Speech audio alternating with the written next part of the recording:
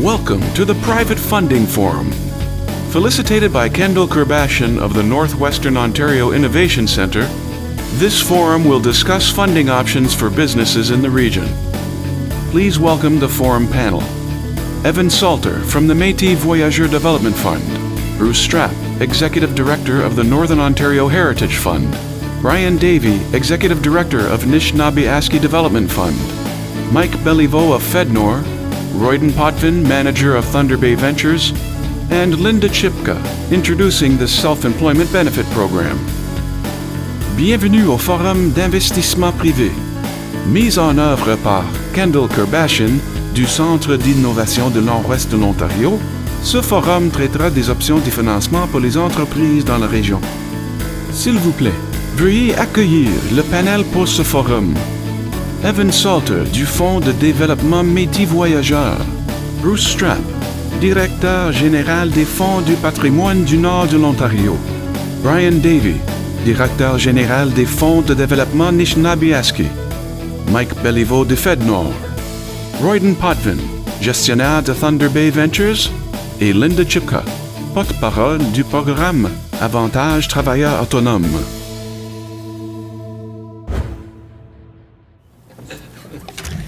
Thank you for coming, everyone. I'd like to introduce our facilitator for this event. It gives me a little break. Thank you. Kendall Kerbashian. She's the Community Initiatives Officer with the Northwestern Ontario Innovation Centre. Hi, as mentioned, I'm Kendall Kerbashian. I'm with the Innovation Centre. I've been with them for about 2 years as a Community Initiatives Officer. Just give a bit of background on the Innovation Centre for those who aren't familiar. So after a couple moves the last few years, we're now located on the college campus, which we're really enjoying, creating partnerships between the college and the university, which is great.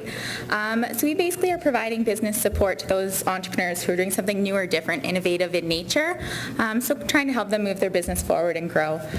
We help them with a lot of different funding applications, which we'll hear more about the funding, and helping them through that process.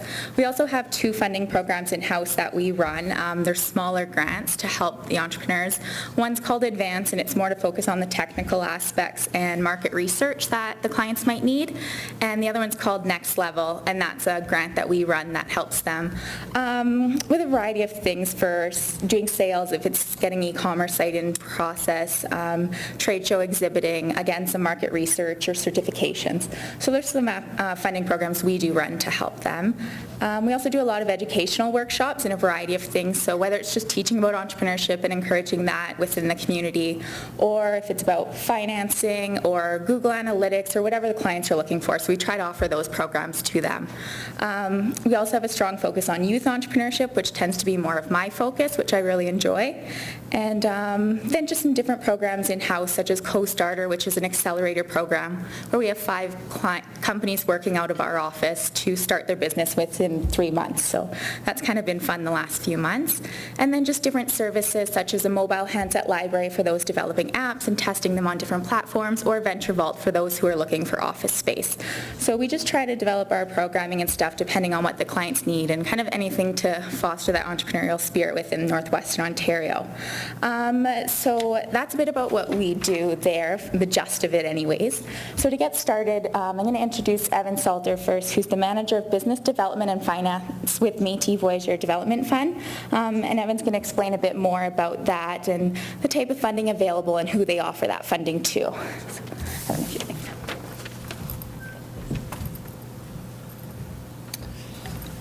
Hi, I just want to get the slides up. The Métis Voyageur Fund is established by the Ontario government, and we have a 10-year agreement for $30 million, so that's $3 million a year. But we would not be here if it wasn't for the efforts and support of Métis Nation of Ontario, because they actually created us. So thanks to Gary and everyone at the MNO. We are a source of financing for the Ontario Métis businesses, and we are not for profit, so we are there to help the businesses as best we can. We only can provide support to resource-based businesses, and that is one thing we're trying to resolve by getting the federal government involved, because there's lots of Métis businesses we can't help that are not resource-based. Hold on. Oh, sorry guys, can you put me back? We can provide flexibility in payment, and we can defer payments, and we can adjust payment schedules for, let's say, if you have a seasonal business like fishing, we can have the repayment schedule to only coincide with your business needs. And we have ongoing support available as well for training and professional support for your business. And we can actually do deals up to $1 million, and we've already done that so far, and we hope to do more. We've only been lending money since August 2012, but as you can see here, we've already have some deals in place. We have, this is as of September, we have 12 deals in place, and you see on the left-hand side, they sort of run the gamut of Ontario. And we've been fortunate to do about $1 million in mining, $1 million in power generation, and about $500,000 in fishing, and about $500,000 in resource recovery. We have only about $3 million in place right now, but we have in the pipeline up to about $7 million, and that is in the same categories. And the demand is actually very high. The calls keep coming in, and we're very fortunate that there's a great need for our business. We have about 9 startups so far and about 3 expansions, and we've also done about 28 full-time jobs we created, and we've helped maintain 6. So fortunately, we've so far so good, I would say, and the future looks bright for us. You can contact us at our phone number there, 613-798-0133. Our website is mvdf.ca. My email is there, and then also the general email, which is info@mvdf.ca. And if you're ever in Ottawa, we'd love to see you. So we hope to hear from any businesses we can help or try to help. Thank you. And just to mention, we're going to save all questions for the end, and then we'll have a question period. So next is going to be Bruce Strapp. So Bruce's experience in economic development stems from his understanding of Northern Ontario's competitive strengths, its people, the geography, and the importance of building strong relationships. Bruce is now the Executive Director of the Northern Ontario Heritage Fund Corporation, and he's going to talk to us a bit more about which programs they have to offer. Thanks. Thank you very much. Bonjour, and happy St. Pat's Day. Just want to let you know I'm revolting against winter. It's been on too long, so I no longer am going to wear a suit and tie. I'm going to start wearing my t-shirts, so I'm getting ready for summer. So either that, or if you find an Air Canada bag, I think it went on to Red Lake last night, and unfortunately this is rather interesting to wear a t-shirt for a conference. So I'm going to try and get to the first slide. I've got a few slides, but I only want to use a few of them because I'm just going to highlight the private sector programs. I'm pushing a button, but... Oh, okay.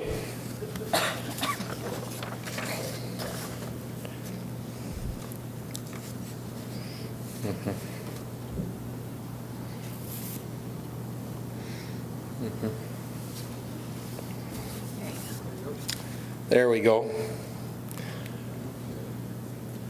So anyway, we're an organization, we've been around for 25 years. This is our 25th anniversary, so we do have a fleet of programs. I do have a board of directors. They're from all across Northern Ontario. They make all the decisions around the corporation in regards to everything from our strategy right down to approvals on the applications to NOHFC. Those are the themes in regards to our strategy that we're focusing on. But certainly one of the things we focus on private sector is supporting entrepreneurship and innovation. Those are really the strong thrusts that the board really wants to kind of focus on.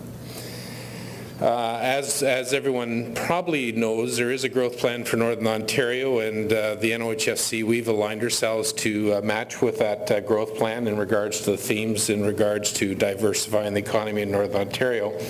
And for the private sector applications and some of the public sector programs, it's very important to take a look at the sectors.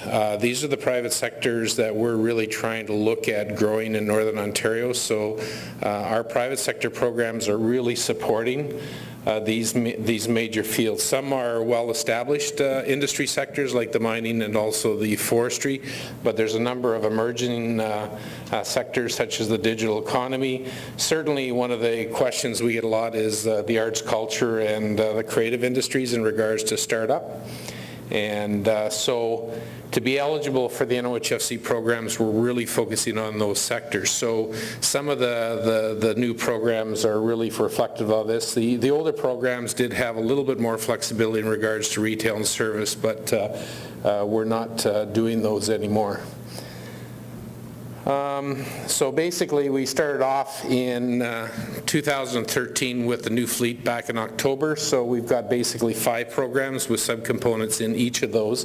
The 2 this morning I'm going to just speak to is the Northern Innovation and also the Northern Business Opportunity Program as well, and a little bit on the internship program, which the private sector is eligible to apply to as well. So I'm going to skip this one and this one. But the Northern Innovation Program is really for those inventors, those businesses who have creative ideas in regards to taking a bright idea, seeing if it's marketably feasible. This is dealing with intellectual property, dealing with copyright, or dealing with a patent in regards to doing that. So I do talk to a lot of companies who are in fabrication, et cetera, and they always have a bright invention in the back that they've been working on. We can help with taking that bright idea, taking a look at the feasibility on that at the front end. It's a grant contribution up to $15,000, and they're able to take a look at seeing if that would resonate in the marketplace.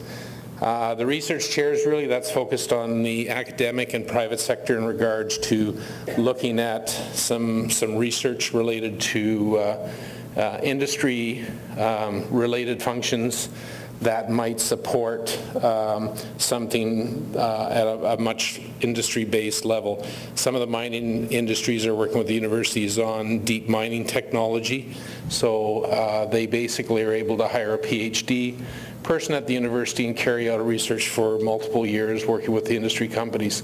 The applied research is really taking that bright idea that went through the feasibility and actually taking it to a prototype or a product development in regards to testing it and making sure that it works.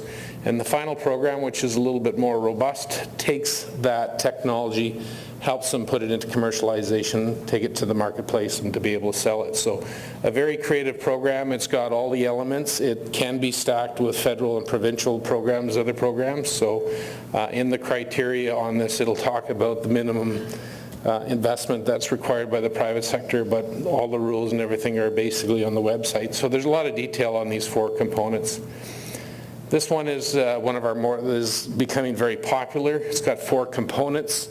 So for existing businesses in Northern Ontario, you can take your business and expand it. So you can get up to $1 million in regards to 70% loan or 30%. It looks at things like leasehold equipment, new building expansion. It looks at new equipment technology. So companies who are looking to modernize and upgrade and increase their productivity or their competitiveness, they could look at this project in regards to coming to us for some financing. The small business startups, this is really kind of the entrepreneurship program. So someone that's new, that's looking to get into one of those new sectors, can start up their business and they'd be eligible up to a grant of $200,000.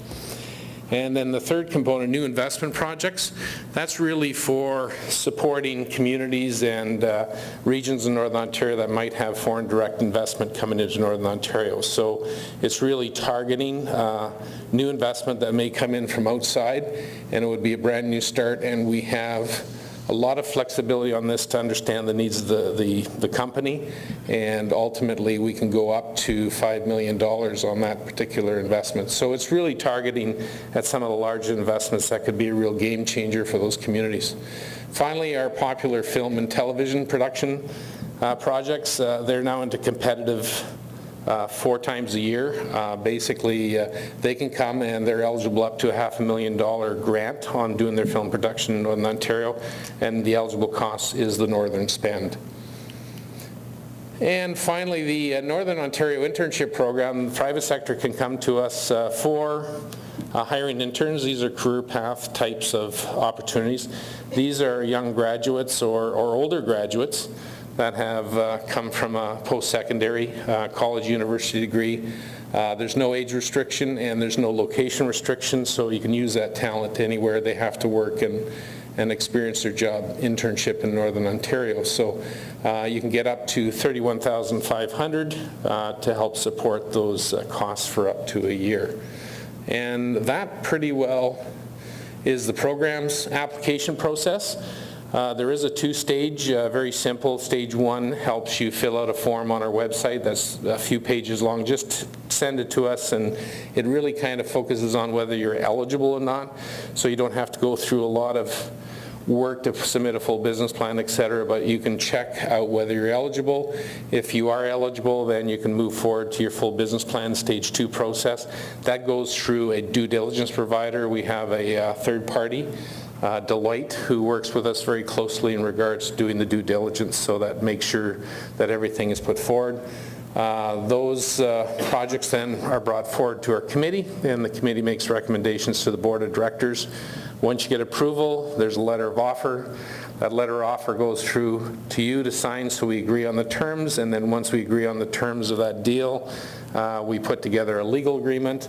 Once your legal agreement is signed, then you can start making claims, and we process the claims within 30 days. So a bit of a process, and so I tell people you have to be brave of heart. So it's not overnight that we do approvals. It's about a 3-4 month process if everything goes very smoothly. Sometimes, a lot of times, dealing with the private sector, they're still in the process of raising their capital, so we're fairly patient in regards to working with our clients to help make sure the deal goes forward. That's all my contact information, so all of our material is on the website. I know Guylaine is here from the Greenstone area. She works out of that area if anyone needs to kind of connect with her. Plus we have a full Thunder Bay office. John Gerard is the area team manager here, and certainly they're kind of our frontline people that can provide that upfront advice and help with the application process. So I'll be around for today, so if anyone has any bright ideas or they want to start a small business, definitely want to talk to you. So thank you very much.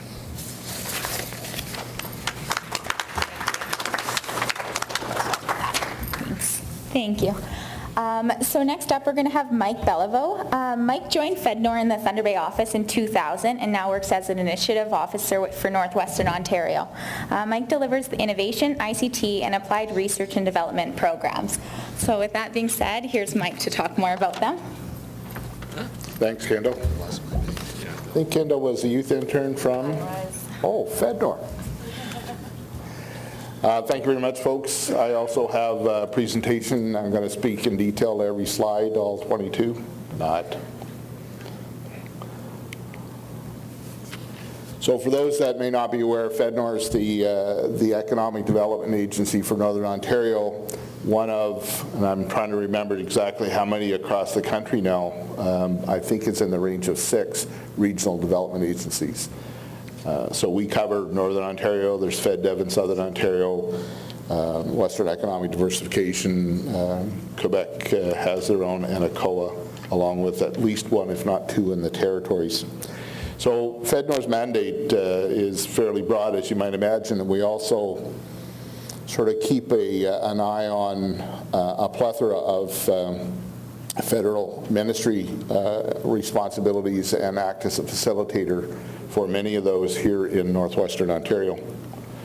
So we're fairly broad in terms of what our interests are, but in principle, and as I said, this is a long presentation done by somebody with a comm background, not me.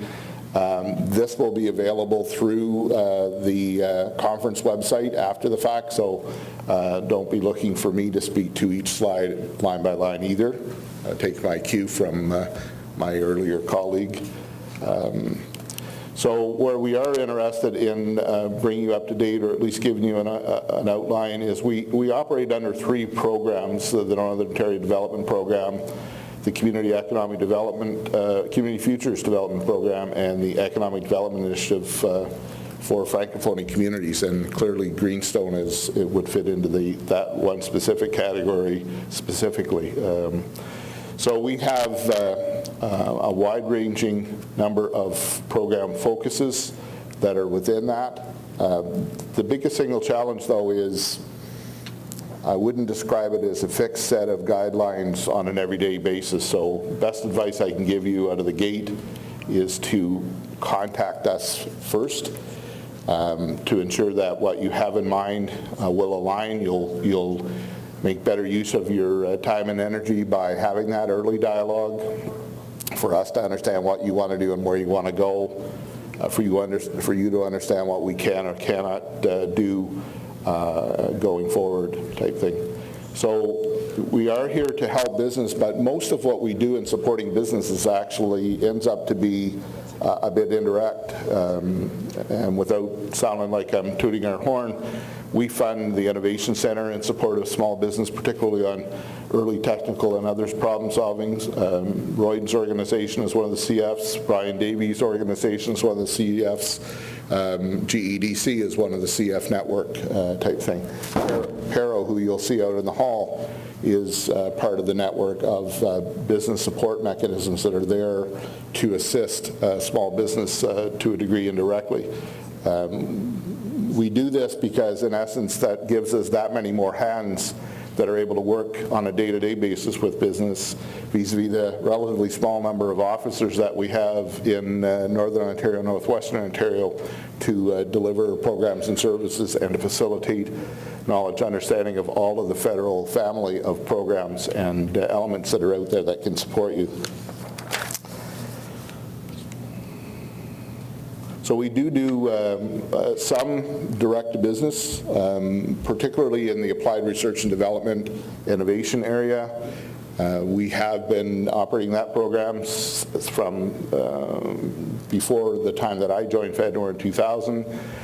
Some modifications to it, but fundamentally, if you've got a product that has economic impact on Northern Ontario and will reach markets and be of significant long-term value to both you as a company and Northern Ontario in terms of economic impact, then we're definitely interested in having a conversation with you and seeing where it goes from here. And that covers the spectrum of things that are in there, from proof of concept, product testing, patents, early stage marketing. I am touching on some of those things, but it's because they are important to know and understand. And basically, if they're going to create an impact in most cases, we're talking about sustainable jobs in Northern Ontario over time.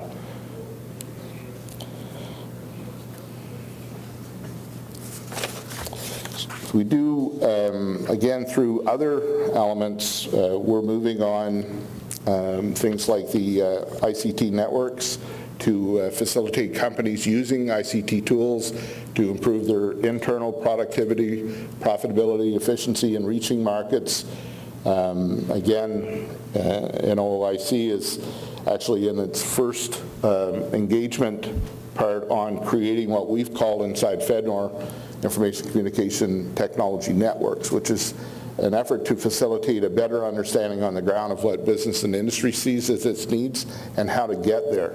So there is work underway on another for the remote portion of Northern Ontario, but it has generated quite significant value to companies who understand how to use those tools and make their bottom lines move forward. We do private sector interns as well. We have a little bit more of a narrow window.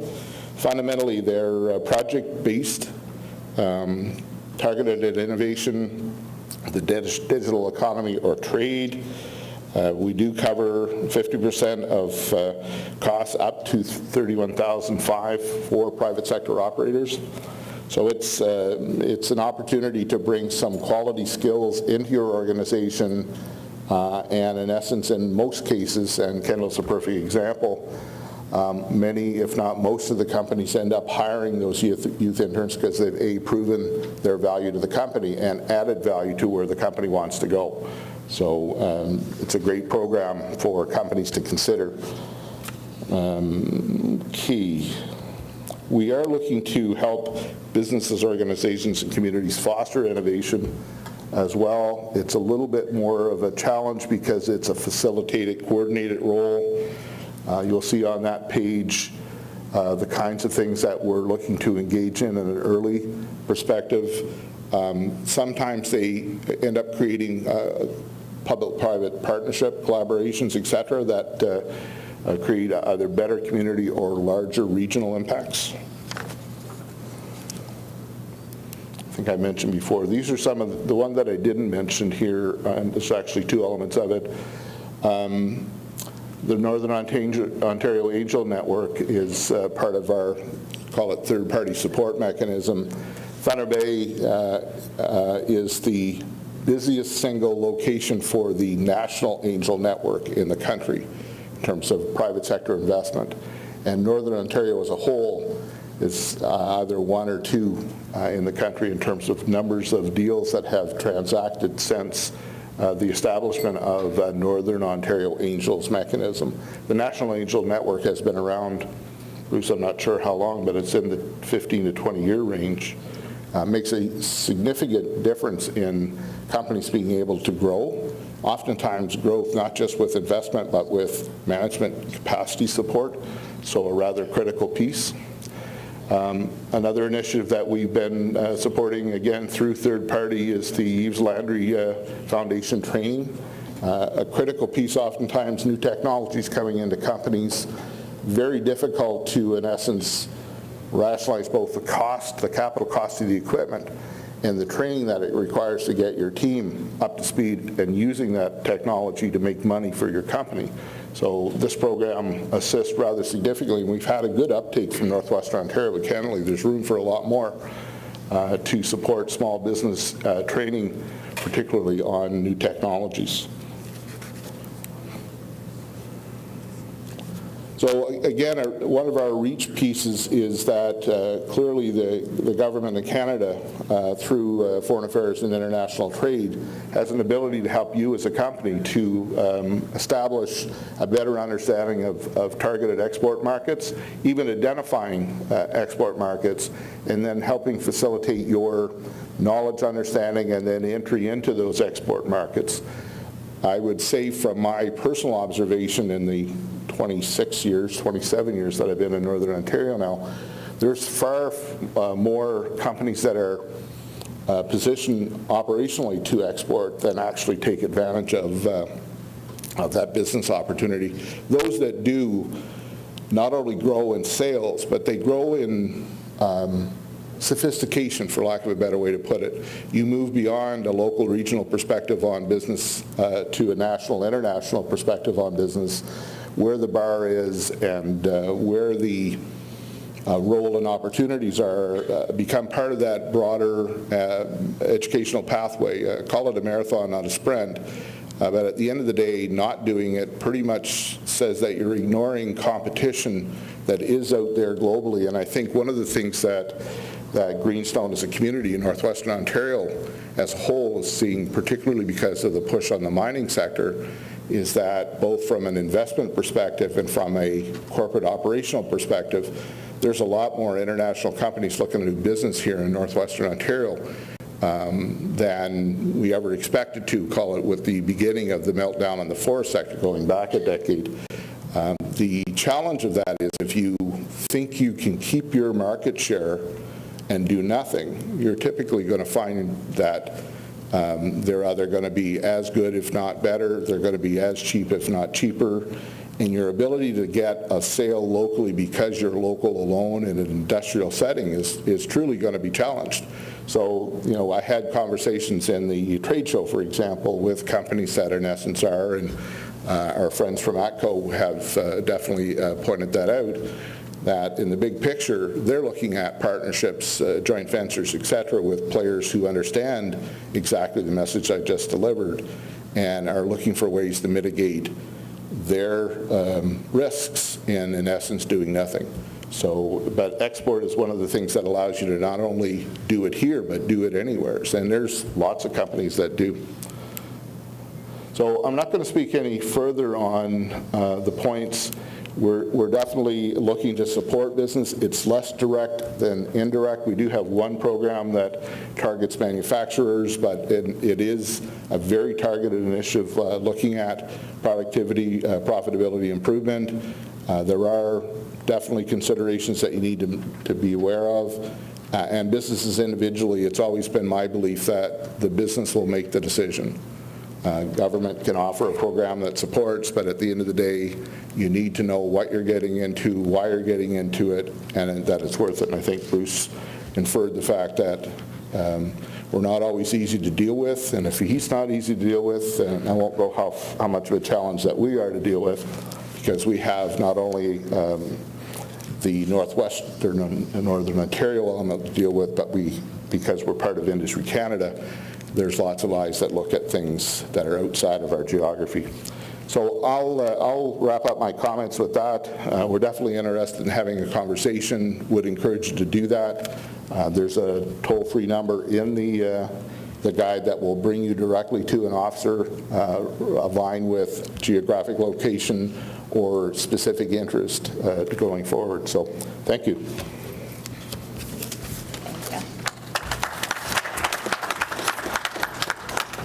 Thanks, Mike. So next we're going to hear from Thunder Bay Ventures. Royden has many years of experience in finance, business, and the forestry sector in Northwestern Ontario. He's been the manager of Thunder Bay Ventures since 1998. His main roles are coordinating the activities of the investment committee, overseeing research, community partnership projects, the marketing of Thunder Bay Venture activities, and the implementation of their strategies. So Royden, if you'd like to come up and speak a bit more. Thank you, Kendall. Thank you and good morning. I wore this morning my nice green jacket here. Look at that, eh? And don't think you're so special out there, because I kind of wear this all the time, but I kind of wanted to wear it for St. Patrick's Day specifically. So you are special because it is St. Patrick's Day. So now we've got the slides up there. I'm here this morning to represent Thunder Bay Ventures and talk about our loans and our investments in micro and home-based business, but also to give you a sense that there are organizations like Thunder Bay Ventures across Northern Ontario. I know, and I see in the audience people I know from around different communities in Northern Ontario, so I'm unofficially going to represent the other community futures in Northern Ontario as well. So as Mike said in one of his bullet points earlier, we are a child of FedNor. FedNor finances us, funds us annually, and our Community Futures program that FedNor funds is flowed from Industry Canada. And it is a national program, and there's over 250 Community Futures in the country. So almost anywhere in rural Canada, rural being not Ottawa or Toronto or Montreal, anywhere in rural Canada you'll find a Community Futures. So we have quite the network. In Ontario there's 62 Community Futures, and in Northern Ontario, Northwestern Ontario, there's 9 of us. So if you take that magic line somewhere around just a little east of Wawa, White River, and you run it north on the eastern boundary of Greenstone, everything to the west to the Manitoba border is considered Northwestern Ontario, and there's 9 Community Futures covering that turf. And each of us has the opportunity to access investments in business of up to $500,000. So we're really the local guys that do local investments in our local businesses. And unlike the Heritage Fund and FedNor, and we do work with these organizations and their funds, we're the local guy that you can find. And so you come in and you see me and you see the other managers, and applications are dealt with locally and the funds are dealt with locally. So here's the listing of the communities across Northern Ontario that have a Community Futures. Greenstone, Atikokan, Fort Frances, Rainy River area, Dryden, Kenora. There's the Anishinaabe-Aski Development Fund that covers the Anishinaabe-Aski territory, Red Lake, Terrace Bay, and Thunder Bay. And our particular Community Futures here in the city, we cover the rural municipalities around. So I tell people that we finance businesses out as far as Pass Lake, up towards Wraith, down to the border, and somewhere around Shabandawan. So that's kind of the boundaries of our organizations, of our organization. We have four mandates, 4 legs to our mandate. So delivering investment funds is the #1 priority for Thunder Bay Ventures, and it does vary with different communities. So we accept applications for business lending. We provide business services. I'm not a lawyer or an accountant, but we can help you out and steer you in directions if we see a need or if a business self-identifies a need. We're involved in that in community strategic planning and strategic help with organizations, especially here in the city. We do quite a bit of work with different smaller organizations to provide them with an excellence in trying to come together and work together.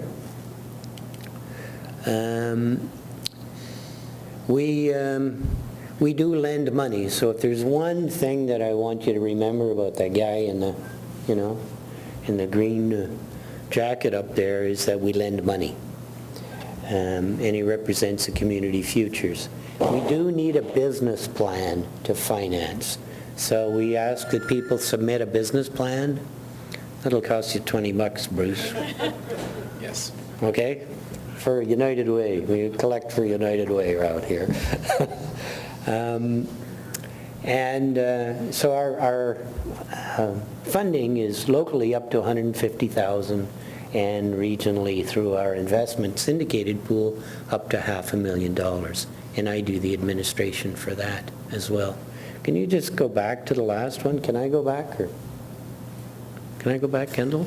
I think they have to do. Is it that one? Oh, that's back a little bit too much. But anyway, I'll go forward. Oh, that's good, yeah. Some of the examples is we do a lot of retail financing, so small mom and pop type shops, a lot of service. People, like I financed a guy just last week that wants to do exterior siding, that kind of business, and small and micro manufacturers. We do community development, and we're involved in community development projects. Some examples of that are strat planning with different organizations, community economic development projects. Like one of the things that we've helped Kendall's organization with is we've helped to fund their co-starter program, which she mentioned early on. And we do studies. So we deliver our mandate. We're local. We're the guys you deal with. Not that you're not going to deal with Mike or Bruce Strapp or the Métis Association, but we're very much local. We have an office. You can come in and talk to us, and our board is made up of local folks. So that's the end of my presentation. I look forward to any questions. So just remember that we do invest in micro and small business. I have done loans as low as $500 and is to the maximum of $500,000 that we're allowed. So thank you very much.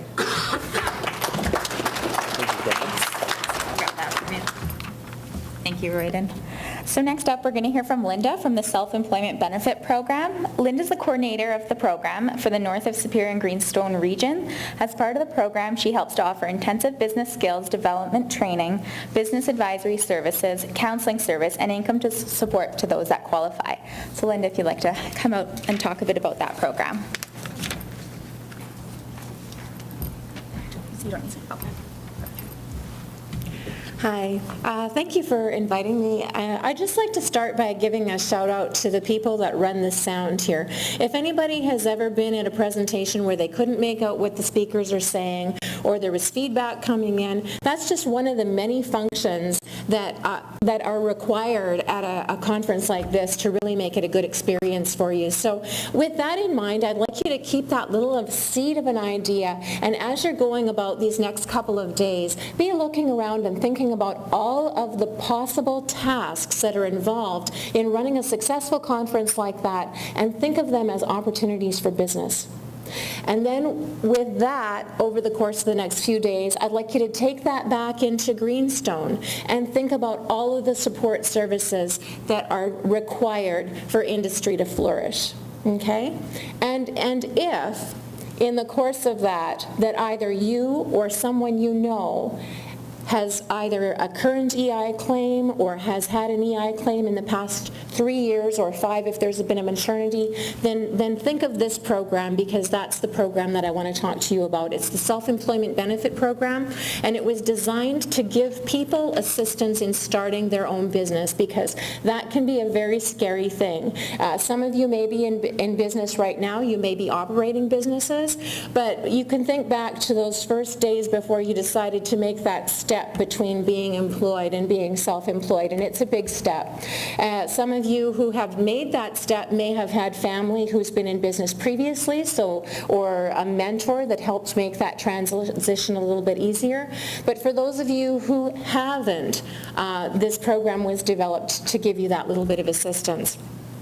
So what we do, it's a joint program. It's jointly funded by the federal and the provincial government, and the program is administered by the Ministry of Training, Colleges and Universities, and run in different communities by different organizations. So the organization that has the contract to run the Self-Employment Benefit Program for the North of Superior and Greenstone area is Superior North CFDC, which is also funded by FedNor. Thank you very much.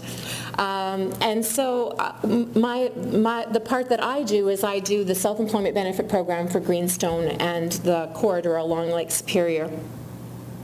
So what we do is we provide up to 42 weeks of financial assistance for people who qualify, and also we provide that mentoring support until their businesses are up and running. To be eligible for the program, you have to be eligible in 3 parts. You have to be eligible as a person, you have to be proposing an eligible business, and you have to be the right person for that business. So while there may be a need for an electrical contracting company, if you don't have the qualifications to run that business, it's probably not a good match. Okay, so there's 3 parts.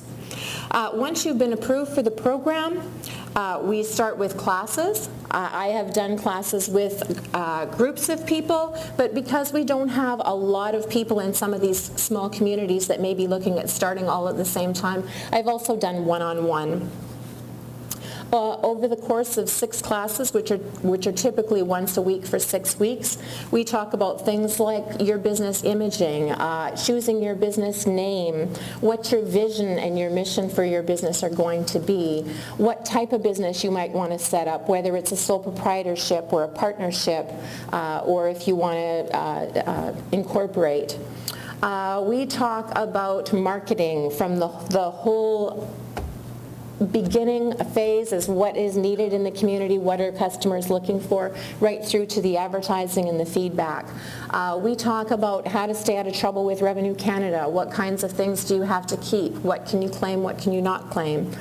We talk about the importance of being able to read financial statements, even if you're not going to be doing your own bookkeeping. We talk about how and when to staff, because staffing can be a big expense and a long-term commitment. It's sort of like a marriage. So when is the right time to staff? How are you going to recruit? How to get those people functioning in your business and contributing to your business and making sure you have a good match. And we talk about the culture of the business and how to have your employees be ambassadors for your business. If you're interested in the program, or if someone you know you think might be interested, we get all of our referrals through agencies such as More Than Words, or which operates out of Geraldton and Long Lac. We take referrals from Yes Employment Agency out of Nipigon, and Northwest Employment Works out of Marathon. So we don't take direct referrals. People that come into our program go to these agencies first to find out what all of their options are, so that they can determine whether self-employment is the right step for them. Once we get that referral, I will meet with people, get their business concept down, and it gets approved by MTCU in Thunder Bay. What kinds of businesses have we helped? Well, we've helped so many different kinds across the board. We've helped carpenters start up, handymen, property maintenance companies. We have a printing press operator in Terrace Bay. We have mechanics. We have a sawmill operator, graphic artists. There's a few here represented on the trade show floor. I think Peter Kathman might be here, who has his core boxes, and a new one that's just started, Brian Kett, Environmental and Monitoring, who does benthic monitoring. So please stop and talk to those guys and find out what their experience was like on the program.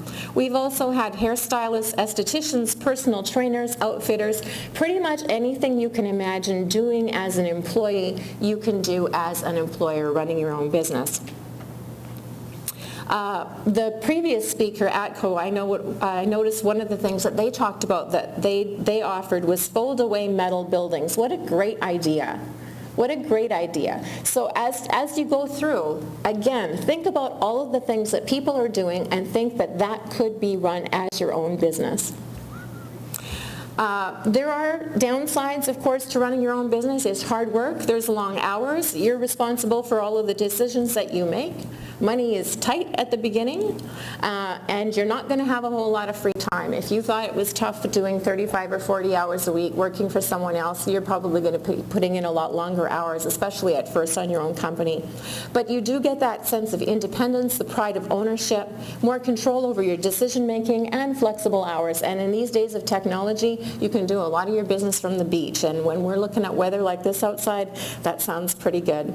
So again, I challenge you, talk to people on the trade show. See them not as being, oh, the big successful businesses that have made it, but see them as the founder, as that seed, as that initial idea, and then talk to them and find out, how did you go about it? What struggles did you have?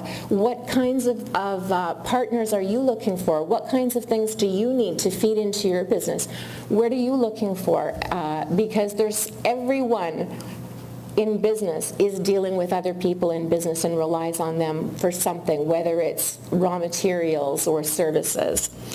So again, I invite you to look at this conference in a different way, as an opportunity. And if you think it's an opportunity, this program that's right for you or someone you know, please come and talk to me. I'd love to talk to you. Thank you. Thanks, Linda. So hopefully that was a good overview for everyone of the different variety of funding programs that are available in Northwestern Ontario. With that, we're going to open up the floor to questions. So if anyone has questions for anyone on the panel, there's a microphone just in the middle there. I don't know if there's any questions. No? Scared them all. Yeah.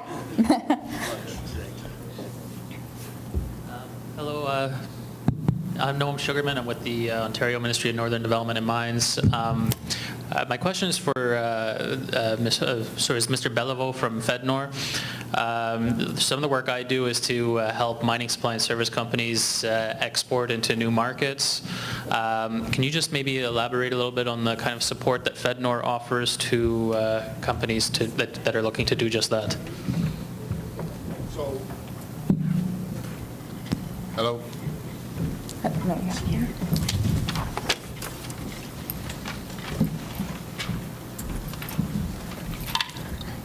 Again, one of the challenges that we have is that it's very hard to have programming that's not seen as giving one company over another a strategic advantage in terms of direct. So we've done a fair bit of work with indirect operations in order to provide that knowledge and understanding of how to get there. There are elements of specific programs such as either the Targeted Manufacturing Initiative or the Applied Research and Development Initiative, where we would provide targeted marketing support in order to get there.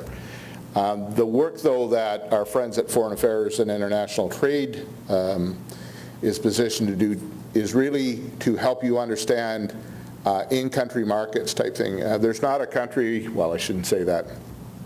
The vast, vast majority of countries in the world have a Canadian presence of the Trade Commissioner's office and function. And I'll give you one example of the how. We had a company locally who was looking at selling products into China. And in order to have a better understanding by that company of what they knew or didn't know, we set up a series of conference calls with in-country trade commissioners in China. They helped the company understand that in-country dynamics in China are quite different than they had expected. The vast majority of companies that were able to cover all of China were actually foreign companies. They weren't China-based and locally owned companies. In China, they found that if you wanted to have coverage for all of China, they would be dealing with 6, 7, 8 different companies and with different dynamics in those companies. So it's actual on-the-ground specific knowledge. Same would apply in terms of the mining sector. Had good positive experiences from our Sudbury shop into Chile as an example, helped facilitate a company take a piece of equipment into that market. For those that may know, don't know, you can't sell anything in Chile that isn't actually on the ground in Chile for you to sort of touch and feel, for lack of a better way to do it. The other end of that is inward investment attraction. So companies that are here and you have a product that in essence has global potential, there are, inward investment attraction elements that go with helping your company reach those markets, find someone who's willing to invest in either a joint venture type thing to take your product globally if you can't do it completely from a financial perspective. So FedNor's role in this case is a little bit more facilitation than it is, call it function. We do have roles to play, but I'll be candid, I think it's a relatively modest presence when it comes to the direct piece. Any other questions?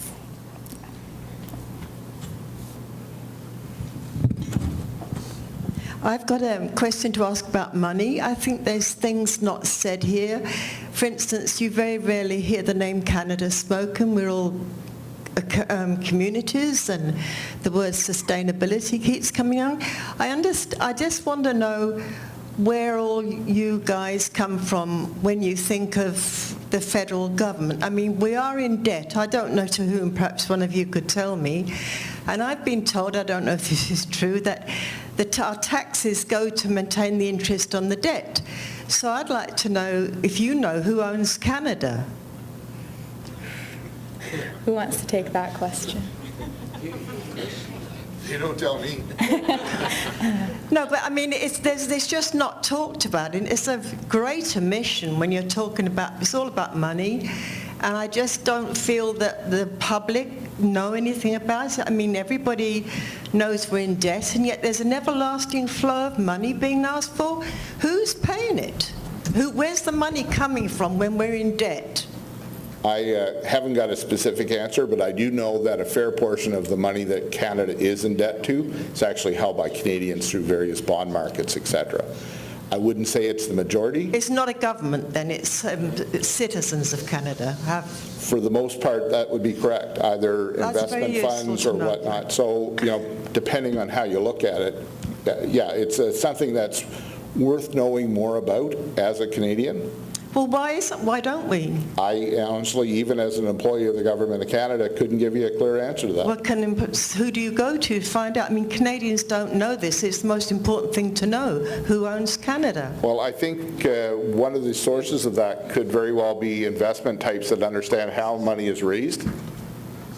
Because the Government of Canada is like any other borrower. It borrows money.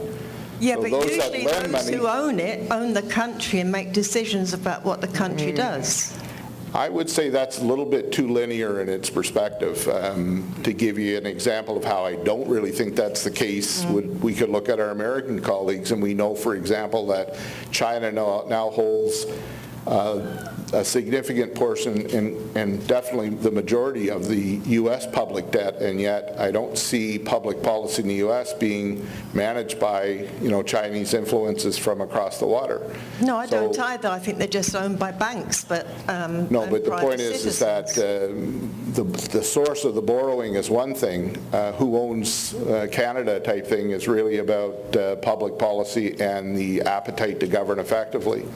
Yeah, but think I understand what You know you're this saying. is a debate point, right? Yeah, I know. There's no real answer to this? There is. There must be an answer. All right, I'm asking you, why aren't the Canadian public told by some of your specialists, for example, more about money in the world, and the fact that in your presentations I've heard Canada mentioned twice, communities a lot of times, and money to be got from the government for private enterprises.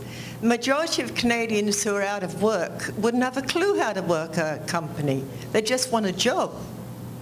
I think in Canada, not diverse from the question, but it's a big part of the change that in Canada we need to see a different perspective going forward.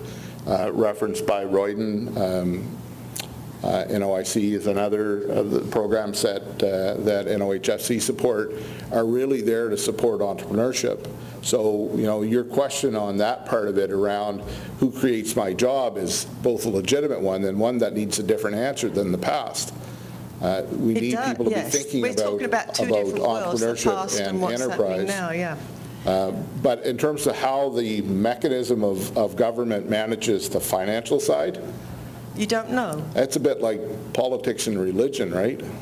The conversation will be endless, and the actual known outcome is... Yes, but the thing is, that it's never asked. We never get onto it, and those two things have to be discussed. And the Canadian, it's never coming from the government, it doesn't come from the press. So thank you for answering me, but you haven't. Well, if I could, I would, but I don't believe there's one explicit, clear answer. It's clearly been an evolution of how Canada is governed and how the financial affairs of Canada is managed. By private people. There's a combination of both, but I'll leave it at that.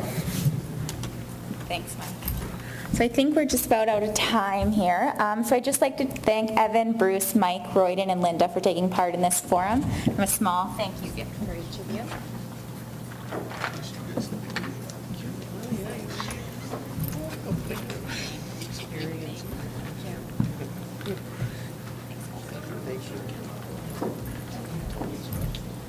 And with that, I think that is it then. Thank you.